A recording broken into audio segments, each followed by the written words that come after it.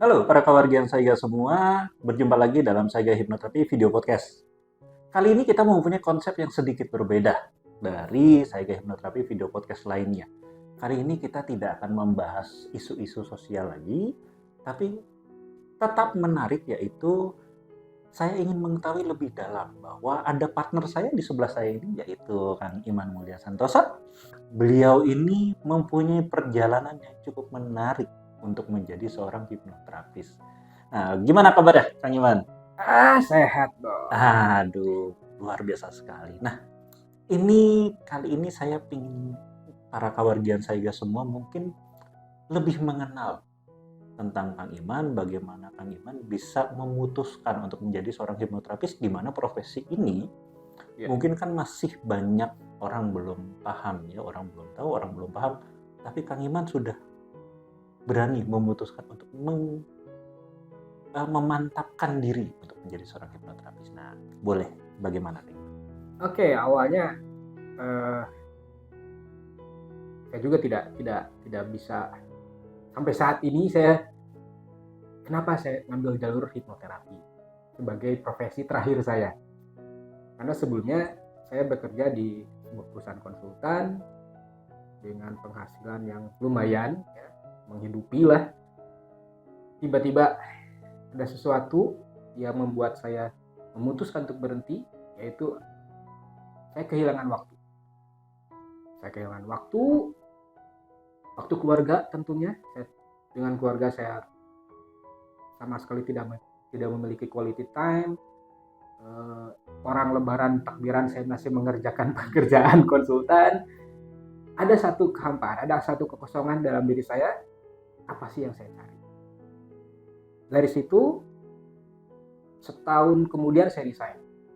Dari resign, saya mulai apa sih yang saya cari? Terus apa saya terus? Akhirnya saya mengenal sosok seorang sahabat yang kemudian jadi sahabat dan mentor saya, itu Coach Aguska. Dari situlah mulai saya belajar banyak tentang hipnoterapi. Awalnya sih saya ikut kelas EFT pertama kali untuk disebut menyembuhkan diri sendiri ya, untuk memperbaiki diri sendiri, untuk diri sendirilah intinya.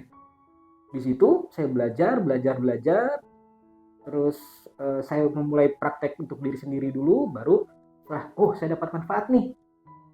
Karena dikatakan itu juga bisa untuk orang lain, saya mulai mempraktekkannya pada orang lain. Tetapi pada satu titik ilmu saya belum cukup. Akhirnya saya belajar lagi dengan Coach Aguska. Akhirnya berangkat ke Bali untuk belajar hipnosis dan NLP. Berarti tadi momen krusialnya ya, atau momen puncaknya itu ketika tadi dari pekerjaan sebelumnya menemukan adanya kehampaan ya. Ya.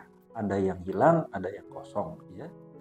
Terus kalau begitu, apakah ketika mengenal tadi EFT dulu ya tadi ya? Ya. Ketika mengenal EFT, segala macam pembelajaran yang sudah dilakukan, nah, apakah menurut Kang Iman sendiri ada pelajaran apa nih di balik semua ini?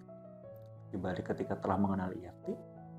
Ketika saya belajar EFT, saya belajar mengenali diri saya sendiri, apa yang terjadi pada saya, kenapa saya seperti ini, apa yang harus saya selesaikan.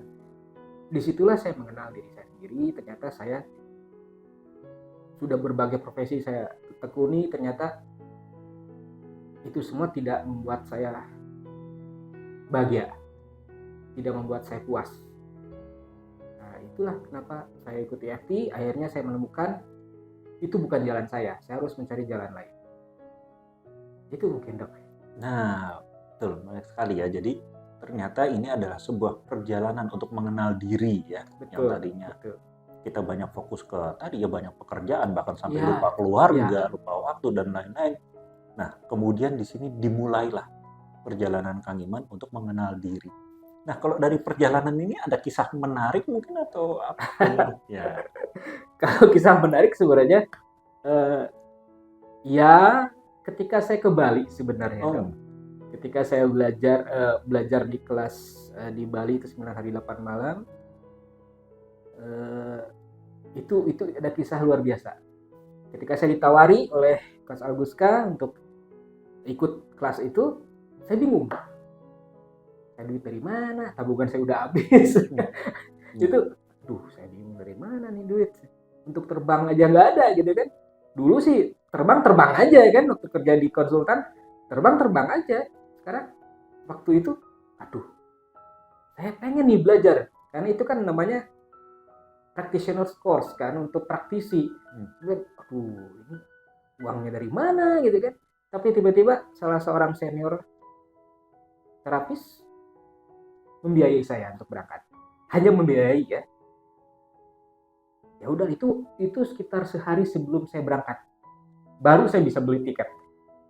Ya udah, kamu berangkat aja. Ya saya berangkat. Yang lucunya, saya menghubungi beberapa kerabat yang tinggal dan bekerja di Bali.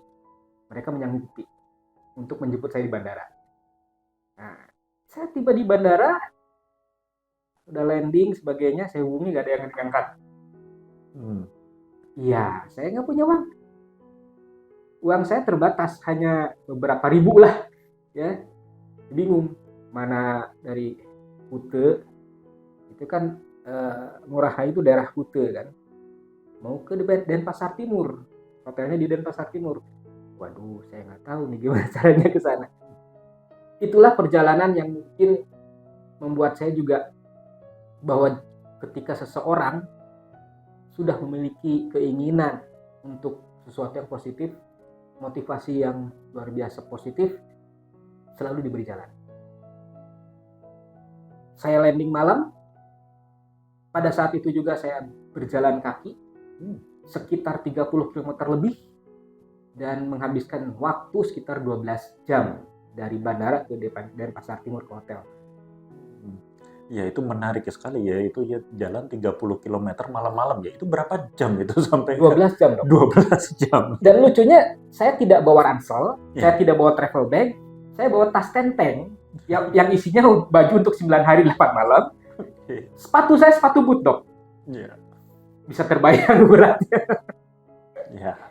Ini berarti mengibaratkan betul-betul ini adalah tadi perjalanan keluar dari kehidupan yang lama. Ya. Sebuah perubahan, kemudian mencari jati diri, dan akhirnya menemukan sebuah hambatan. Di mana di sini sekali lagi kita kalau dalam filosofisnya ya, semua perubahan pasti akan selalu diuji oleh tantangan. Ya. Apakah kita betul-betul berniat untuk berubah ataupun tidak ya tadi ya. Kalau orang biasa yang niatnya tidak kuat tentu tidak akan mau ya. Untuk jalan 30 km, apalagi tadi tidak ada kepastian gitu kan, uang nggak ada dan segala macam. Nah ini Kang Iman berhasil melalui itu semua ya. Pilihan saya dua, Dok. Ya. Pulang saya nggak bisa kan. Antara saya belajar karena sudah dikasih kuota untuk belajar, atau saya jadi gembel di Bali. Tidak cuma dua. Ya itu yang dibilang prinsip bakar kapal ya. Jadi kalau kita sudah sampai suatu pulau, bakar kapalnya biar nggak bisa balik dan kita harus survive di pulau itu, mau tidak mau ya. Jadi, nah ini mungkin suatu pelajaran yang cukup penting juga ya untuk generasi muda zaman sekarang ya, di mana mereka menemui tantangan sedikit kadang-kadang udah menyerah ya.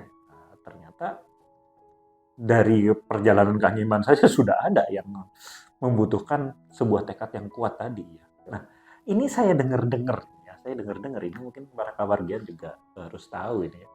Ini kisah perjalanan tadi yang sangat menarik. Ini tentu baru berapa persen ya dari perjalanan Kang Iman. Ini menjadi inspirasi untuk Kang Iman sendiri menulis sebuah buku. Nah, boleh diceritakan ini buku ini akan seperti apa dan harapannya nanti mungkin untuk para kawargian bisa menjadi apa nih, petunjuk atau gimana? Bukunya sendiri masih dalam proses. Masih dalam proses. Mudah-mudahan Mei atau Juni sudah selesai cetak. Judul bukunya adalah Hypnotherapist Stories _2 A Journey of Transformation. Jadi itu memang mengisahkan perjalanan saya menjadi seorang hipnoterapis, apa saja kendala saya di situ, terus bagaimana saya menemui kegagalan ketika mengalami ketika menangani klien. Saya juga tuangkan di situ karena bukan hanya kisah sukses yang harus ditulis, ada juga kisah-kisah yang sebagai waktu awal-awal berpraktik pasti ada saja yang zong kata orangnya. Pasti ada saja di situ. Juga tertulis kebahagiaan saya pertama kali menangani klien dan sukses gitu. Ya, ada beberapa kisah-kisah tentang mulai awal saya mempelajari keilmuan ini sampai saat ini. Oke. Nah, itu tentunya akan jadi sebuah buku yang menarik untuk bagi para kawargian yang mungkin berpikiran gitu kan. Oh, jadi hipnoterapis kan sekarang ini memang sepengetahuan saya lagi agak naik daun dan orang berpikir gampang gitu kan. Atau bahkan masih banyak orang berpikir wah nanti kalau jadi hipnoterapis itu bisa bikin orang tidur gitu kan.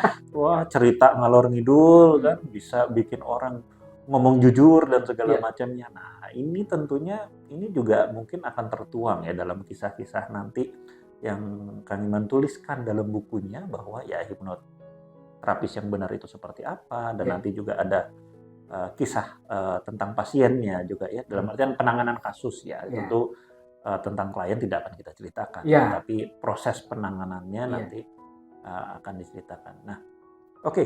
Nah, itu tadi. Berarti mungkin yang terakhir kalau dari Kang Iman sendiri, kira-kira harapannya mungkin kepada para kawargian tadi yang mungkin ingin kedepannya menjadikan hipnoterapi sebagai suatu profesi, apakah mungkin ini katakanlah menjanjikan, dan apa saja yang harus disiapkan sehingga nanti juga mungkin buku ini bisa menjawab itu. Nah, apa kira-kira yang mau Kang Iman sampaikan bagi kawargian yang memang ingin menjadi seorang hipnoterapis, ingin mempelajari keilmuan hipnosis ya. Ilmu ini adalah ilmu yang logis, ilmu yang bisa dipelajari oleh siapapun, tetapi untuk jadi seorang hipnoterapis bukan hanya ilmu ini yang dibutuhkan, tetapi juga mentalitas kita. Sebelum kita menangani seorang klien, kita juga harus membereskan diri sendiri terlebih dahulu. Dan satu hal lagi, jangan patah semangat ya, jangan mudah menyerah, karena ketika kita mulai menyerah, mulai meragukan diri kita sendiri, kita tidak akan pernah sukses. Jangankan di hipnoterapis, di profesi lain pun sama seperti itu. Itu aja, Dok. Oke, terima kasih sekali Kang Iman. Ini kata-kata yang sebetulnya sangat menginspirasi ya, karena saya juga melihat hal ini ketika saya mempelajari keilmuan hipnoterapi, bahwa keilmuan ini bisa untuk mengubah jalan hidup seseorang ya. Tadi ya seperti yang Kang Iman sampaikan, bahwa Kang Iman mulai dari kehampaan, mulai dari kehilangan makna, sampai akhirnya tadi menemukan dan akhirnya terus mendalami ilmu ini.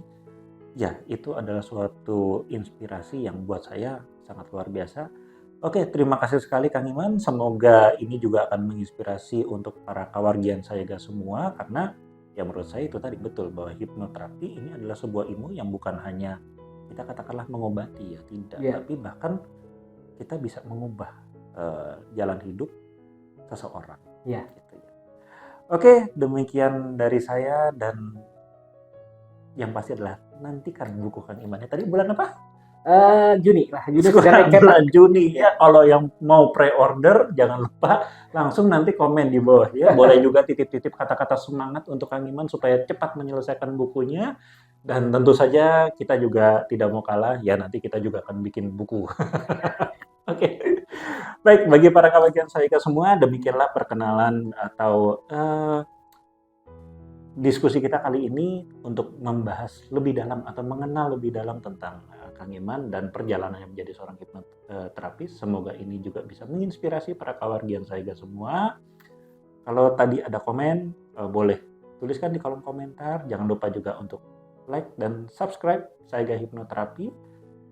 Dan jika ingin mengetahui lebih banyak tentang hipnoterapi, boleh berkunjung juga ke website kami di hipnoterapibandung.com. Sekian dari saya, mohon maaf jika ada salah-salah kata. Salam eling, waspada, lan sayaga. Terima kasih.